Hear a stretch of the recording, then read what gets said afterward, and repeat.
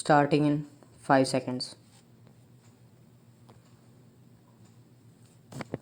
Madam Chairman, the amendments that have been brought here in this bill are mostly innocent in nature and necessary. Some of them are not at all important, but there are few clauses which I would like to highlight here. I would request the Honorable Minister to reconsider whether these can be reframed in such a manner that certain controversies which may occur in future are not there. There should be no chance of such a controversy in the bill.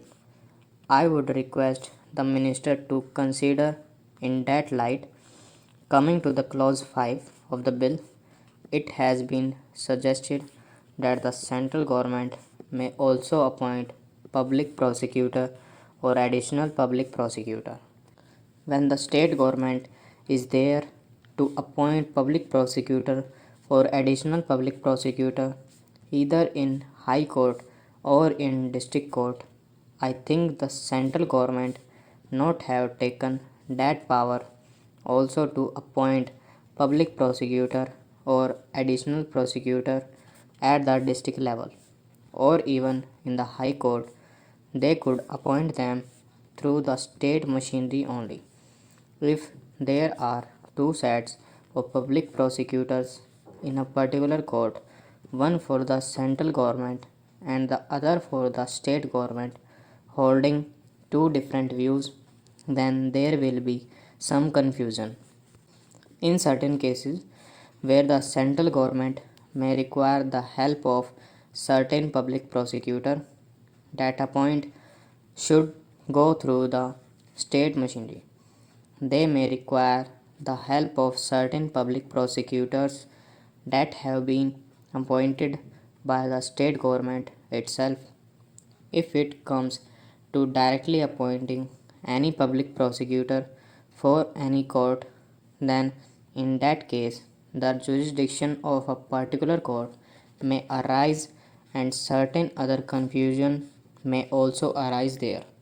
So, to avoid that sort of misunderstanding or holding of different views by different set of public prosecutors, I think appointment of any public prosecutor should be by the state alone and not directly by the central government.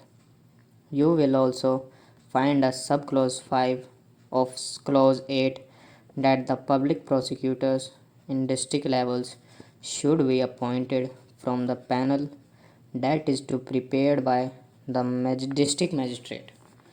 In the case of state government, the public prosecutors should be appointed from amongst those in the panel and not from those whose names do not appear in the panel, prepared by the authorities in accordance with the procedure laid down by the state government.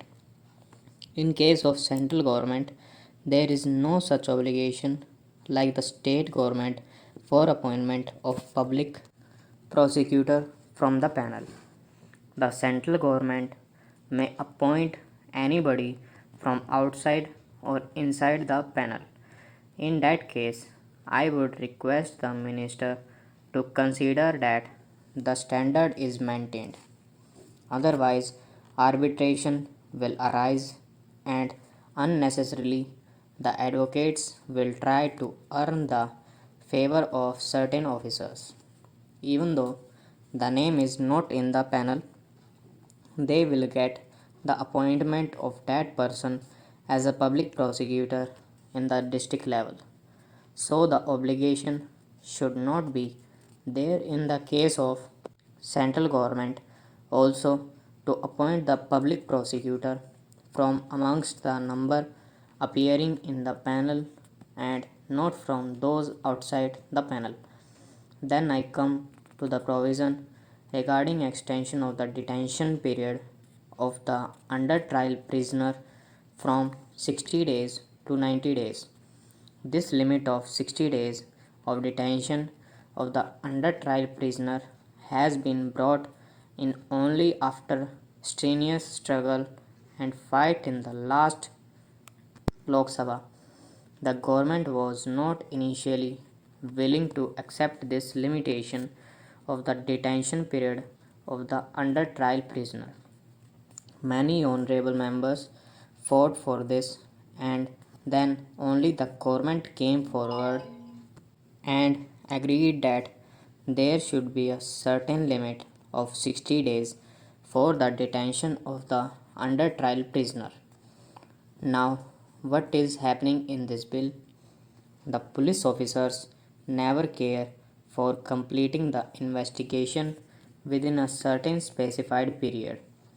They go on getting extension of time for the detention of a accused in the court. The under trial prisoner does not know when and in which way actually his case will be dealt with, whether it will be adjudicated or how the case will be finalized. All that is not certain, and the police officer I said do not care to complete the investigation within a specified period. That is why in the Lok Sabha, views were expressed that police officers should be called upon to complete the investigation within a particular and specified period. If you go on allowing them unlimited time, then in that case, police officers will not exhibit responsibility and they will not behave in such as to fulfill their own obligations and they will discharge their own responsibilities. That way, this will again give them a handle. So, though I agree that in certain cases like murder or dacoity or some such offenses where life imprisonment is prescribed, where this may be required in respect of other matters, the cases should be completed within 60 days duration.